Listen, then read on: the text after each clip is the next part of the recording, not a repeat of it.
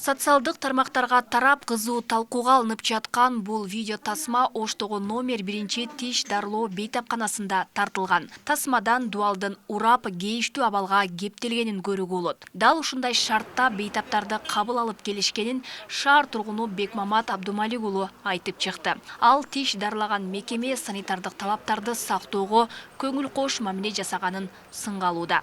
Ал жерде күндүзгү дагы исмен иштейт, күндүзгүсү дагы кабыл алат. Ал жерде болгондо дагы жаш балдардын, биздин келечегибиз деген жаш балдар да ошол жерде дарылап атышпайбы. Анан эми азыр булар мен чыгарган видеонун астына ар түрлүү баягындай сөздөр жазып атышат. Бул жабык турат болчу, анан бул иштебей турган, анан бир эле тарабы болчу деп. Бир тарабы эмес, больницанын бир 5 сантиметр жери дагы ачык турбаш керек. Бул өзгөчө адамдын тиши дарыланып аткан жер. Вирустун баары ооздон жугат көбүнчө. Ошон үчүн кандан жугат. Ошон үчүн ал жерди жакшылап караш керек да.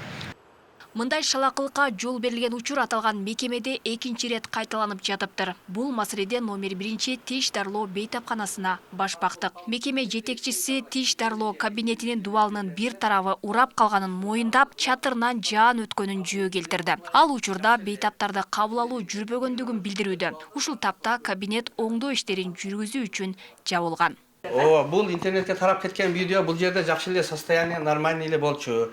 Бул кечээки кар жааганда кар толуп калып ушу бир эле стенка мына кичинекей эле жер, 2 метр жерден эле базыктан суу түшкөн дагы мына дуал көчүп түшүп калган. Буну биз ремонт кылайын десек, кайтып мындай суу болгондон кичине кургасын деп азыр отопление жабып койдук. Кичине бир күн 2 күн кургаса, калган шарттары бардыгы жакшы эле деңгээлде. Бир гана ушул эле дуалдан аркасынан суу өтүп кеткен да.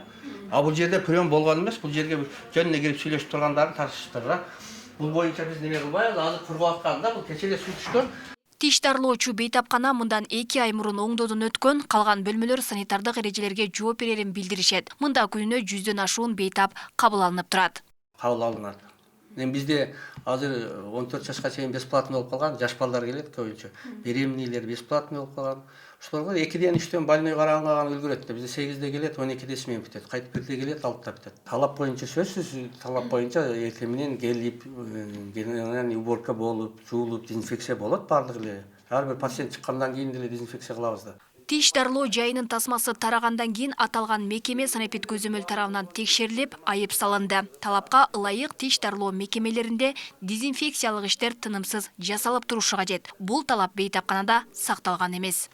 Соц тармакка чыкты, ошол жерде далилденип турат, бейтаптарды прием кылган. Ошондой ахвалда кылганы үчүн биз тараптан административдик кодекстин негизинде айып пул салынды ошол жетекчисине.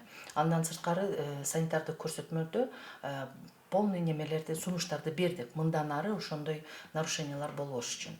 Санитардык гигиеналык, анан техникалык абалы ошо балким кар жаап, ошентип жооп неме кылып атпайбы жетекчиси.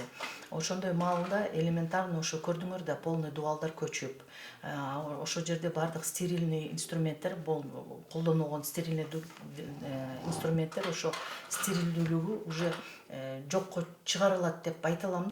Ооруканаларда санитардык эрежелердин сакталбаганы буга чейин да коомчулукта көтөрүлүп келген. Айрым ооруканаларды таракан басып кеткен учурлар да жок эмес. Саламаттык сактоо мекемеси болуп туруп, санитардык эрежени унутта калтырган кайдыгерлик жоюлушу керек дешет. Талапка жооп берет, туттурган эмелерин алмаштырып турат. Жок, мени канаттандырды. Анткени мен көп көрөмүн. Жаш балдар деле өлдү. Мен неберелеримди алып баргандан коркуп атам. Канаттандырса турган жери бар, канаттандырбай турган жери бар. Эми акчаң болсо канаттандырып барды өлкөлдөйт, жакшы кылат, карайт.